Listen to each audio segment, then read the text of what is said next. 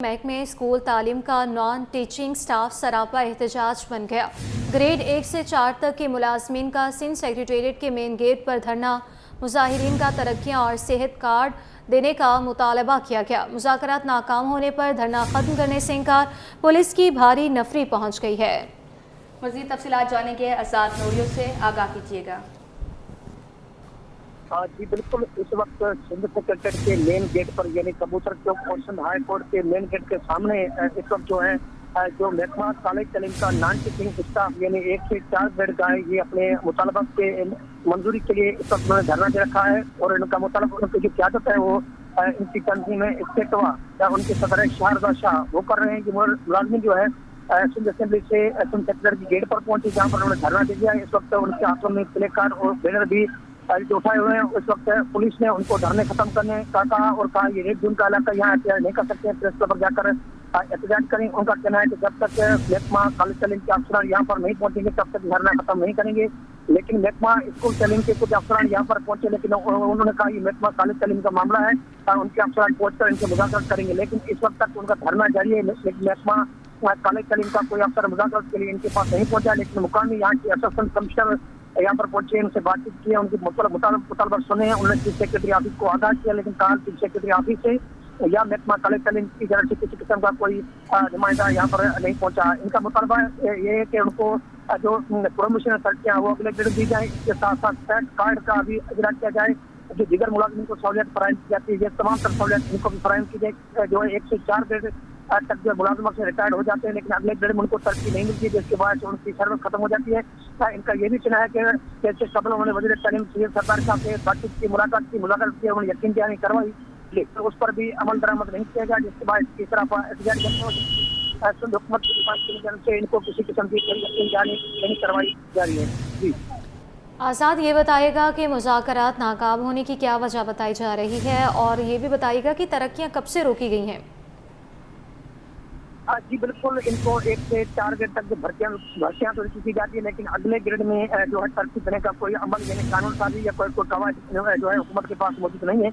जिसके बाद इनका एक ही मुतालबा है कि इनके हवाले से जो है हुकूमत यानी चीफ सेक्रेटरी सतह का अफसर या महकमा कॉलेज तालीम का अफसर उनसे मुज़ाकरात करें, उनके मुतालबा सुने जाएँ और उसके बाद में उनको हल करने की यकीन जारी करवाई जाए। लेकिन उनका जो मुज़ाकरात जो खत्म जो नाकाम हुए वो पुलिस के साथ और एक असिस्टेंट कमिश्नर है उनके साथ हुए हैं। लेकिन उन्होंने कहा वो जो है चीफ सेक्रेटरी ऑफिस या महकमा कॉलेज तक उनका मौक़िफ़ पहुँचा देंगे। लेकिन इनका कहना है कि जब तक वो उनसे मुज़ाकरात नहीं करेंगे तब तक धरना खत्म नहीं करेंगे। इस वक्त भी सिंध सेक्रेटेरिएट के मेन गेट पर यानी जो दाखिली गेट है सिंध सेक्रेटेरिएट का कबूतर चौक वाला सिंध हाई कोर्ट के सामने, उस पर इनका जो धरना इस वक्त बदस्तूर जारी है।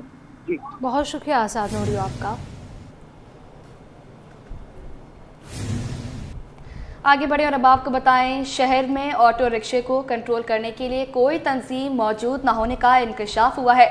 ऑटो रिक्शा ऑनर एसोसिएशन के सदर कहते हैं कि डाकू सिर्फ रिक्शों में ही नहीं, हर सवारी पर वारदातें कर रहे हैं, जिन्हें पकड़ना पुलिस का काम है। मज़ीद तफसीलात जानेंगे अपने नुमाइंदे मेराज अख्तर से। बताइएगा मेराज। जी बिल्कुल, शहर के मुख्तलिफ इलाकों में ऐसी कुछ वारदातें हुई हैं जिसमें रिक्शे में सवार मुलजिमान ने जो है वो शहरियों को लूटा है और फ़रार हो गए हैं, और इस तरह उनकी गिरफ्तारियां भी होती रहती हैं। तो मैं इस वक्त मौजूद हूँ all Karachi auto rickshaw owners association Karachi के सदर जो हैं अज़मत तनौली, उनके साथ। उनसे हम पूछेंगे कि कितने रिक्शे चल रहे हैं इस वक्त कराची में, और ऐसे रिक्शे की एक्साइज़ के अलावा कहाँ का रजिस्ट्रेशन होती है। जी अस्सलाम वालेकुम। अज़मत साहब, ये बताइएगा कि जो रिक्शे चल रहे हैं शहर में तकरीबन इनकी तादाद क्या होगी, और इनकी कोई बाकायदा एसोसिएशन है जहाँ पे ये रजिस्टर्ड होते हों? देखें, रिक्शे का जहाँ तक ताल्लुक़ है, रिक्शा सबसे पहले एक्साइज से रजिस्टर होता है। समथिंग अगर इसकी कैलकुलेशन अगर मैं आपको बताऊं तो तकरीबन 90 से 1 लाख रिक्शा कराची शहर के अंदर रजिस्टर है। एसोसिएशन हमारी जो है all Karachi auto rickshaw owner association का मकसद यही था कि ये हमारी ओनरों की एसोसिएशन है।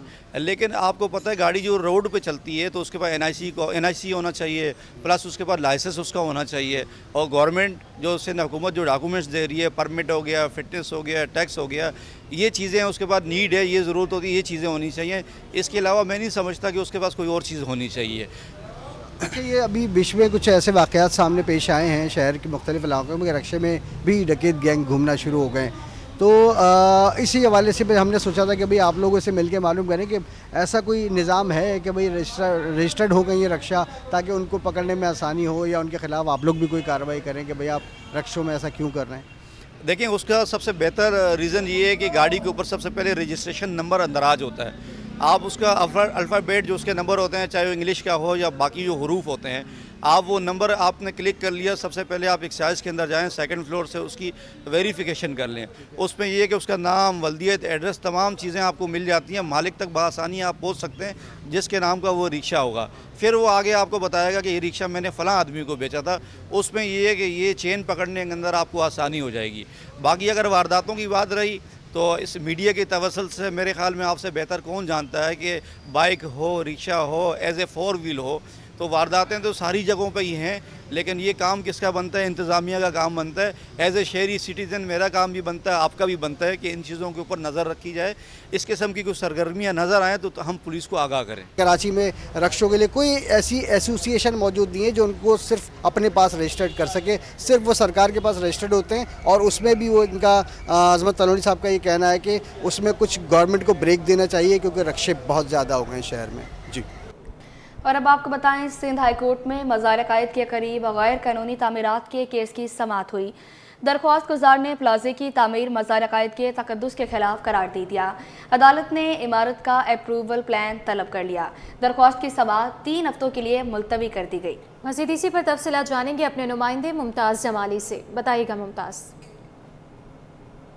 आज सिंध हाई कोर्ट कराची में मज़ार कायद के सामने गैर कानूनी तामीरात से मुतल्लिक दायर दरख्वास्त पर समाअत की है। दरख्वास्त गुजार का ये कहना है कि जमशेद टाउन प्लाट नंबर 211 में गैर कानूनी जो है वो तामीरात हो रही हैं, और वहाँ पर प्लाज़ा बन रहा है जिससे मज़ार कायद की जो मज़ार है उसका तक़द्दुस पामाल हो जाएगा। साथ ही साथ दरख्वास्त गुजार का ये भी कहना है कि मुतल्लिका प्लाज़ा से मुतल्लिक बुकिंग के इश्तहारात भी जारी किए गए हैं, जिस पर अदालत ने इस्तफसार किया कि इश्तहारात जारी करने से क्या होता है, जिस पर वकील ने अदालत को बताया कि वकील समेत आम आवाम यही समझती है कि अगर इश्तहारात जारी हो गए हैं तो मतलब ये प्लाज़ा जो है वो कानूनी है, जिस पर अदालत ने रिमार्क्स दी कि पाकिस्तान के प्यार में ये सब कुछ जायज़ है। लिहाजा अदालत ने आइंदा समाअत पर दरख्वास्त के काबिल समाअत होने से मुतल्लिक दरख्वास्त गुजार के वकील से दलाइल तलब कर ली हैं। जी।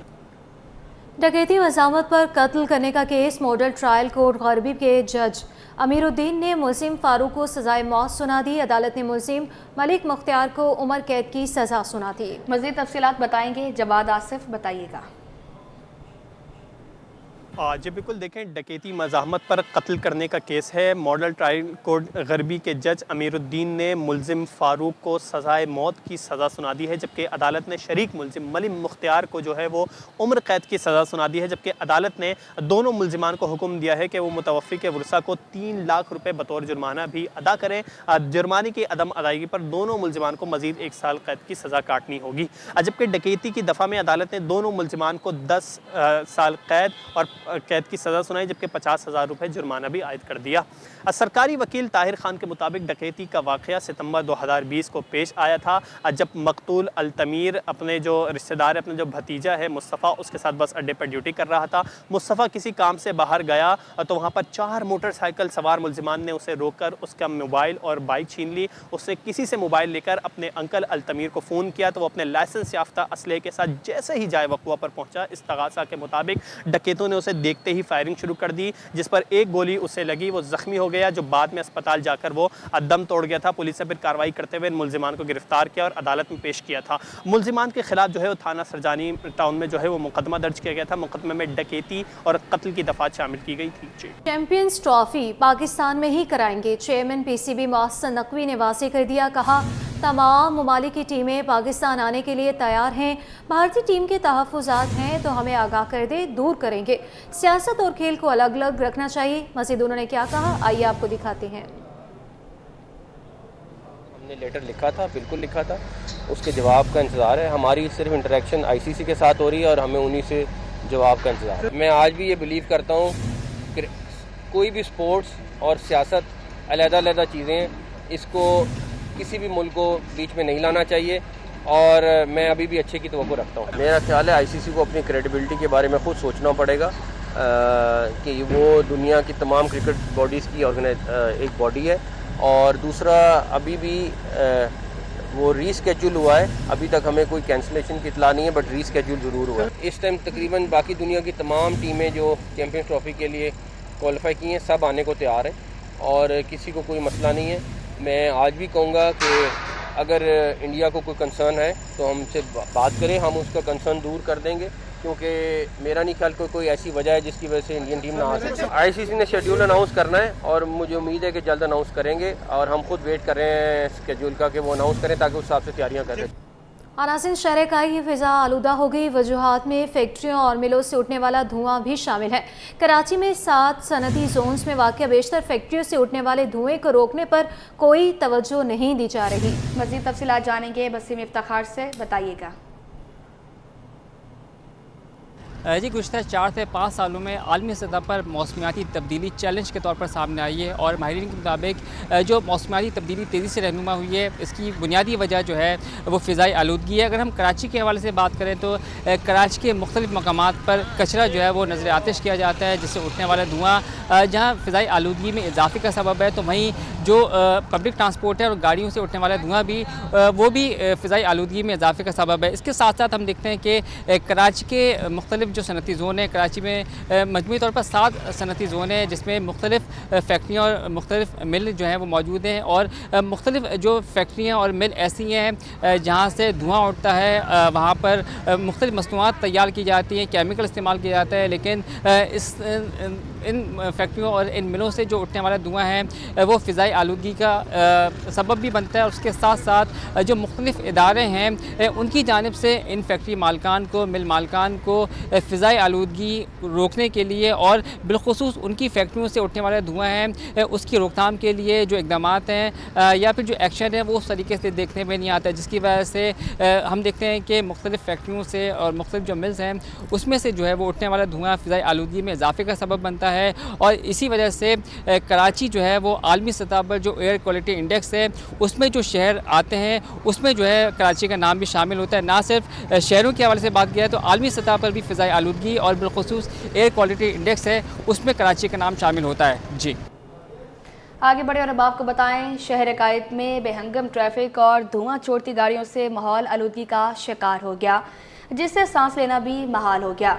शहरियों ने हुकूमत से धुआं छोड़ती गाड़ियों के खिलाफ कार्रवाई का मुतालबा किया है। मज़ीद तफ़सीलात बता रहे हैं उसामा मलिक।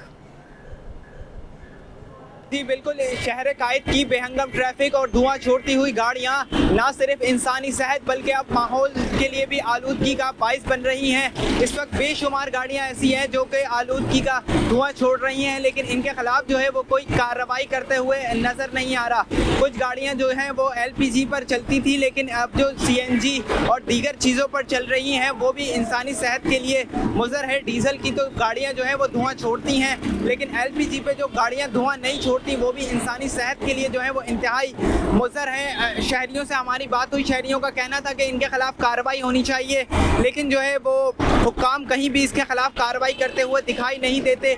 इससे जो है एयर क्वालिटी इंडेक्स भी जो है वो इंतहाई मुज़र हो रहा है। कराची जो है पिछले दिनों दुनिया के 7वें तरीन आलूदा शहरों में शामिल हो गया था, लेकिन आला हुक्काम जो है वो इस पर आज भी नहीं आँख खोल रहे और इंतहाई पॉल्यूशन जो है वो इस वक्त भी शहरियों की तरफ यहाँ पर जो है शहर में फैल रही है और इंतहाई इस वक्त भी जो है यहाँ पर सांस लेने में दुश्वारी का सामना करना पड़ रहा है।